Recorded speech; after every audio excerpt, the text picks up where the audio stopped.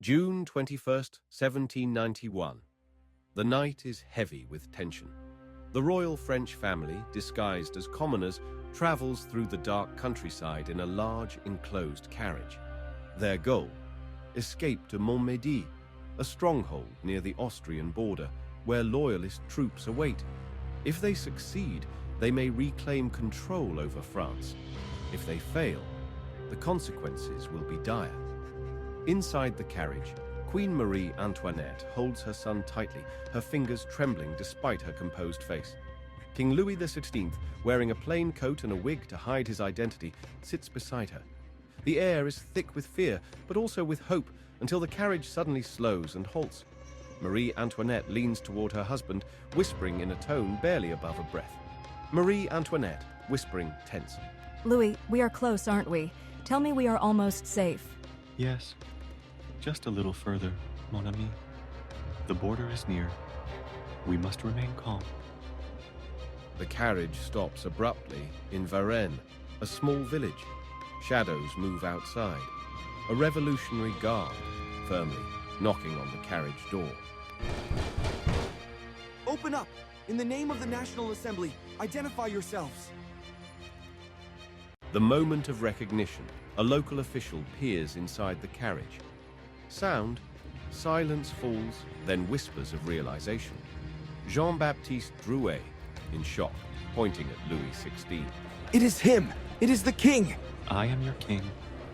I have done nothing against my people. A revolutionary guard, grimly. Not anymore, Louis Capet.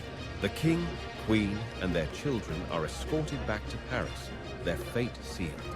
Marie Antoinette, softly to Louis, tears in her eyes. This is the end, isn't it?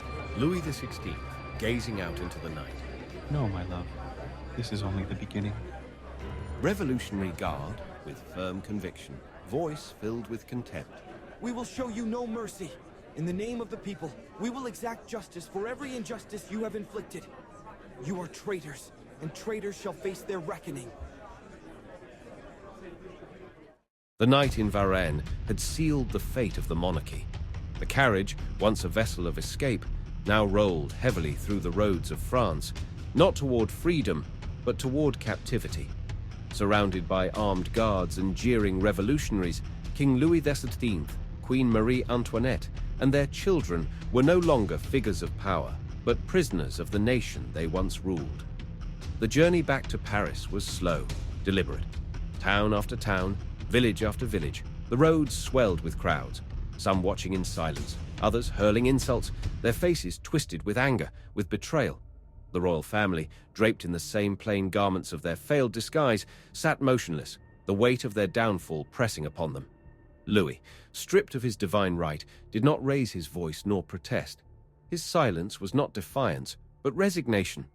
Marie Antoinette, the once glorious Queen of Versailles, clutched her children tightly, shielding them from the scornful eyes of the people. Her grip never loosened, even as the carriage rattled on the uneven roads, carrying them ever closer to an uncertain fate. When they entered Paris, the city did not welcome them. It roared.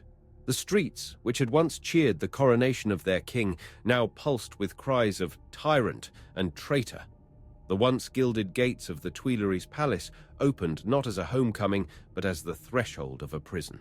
Ahead of them lay imprisonment, humiliation, and the slow unraveling of their reign. The walls of the Tuileries would become their gilded cage, their every move watched, their every word weighed. The whispers of revolution had turned into deafening cries for justice, justice that would soon be delivered by the cold steel of the guillotine.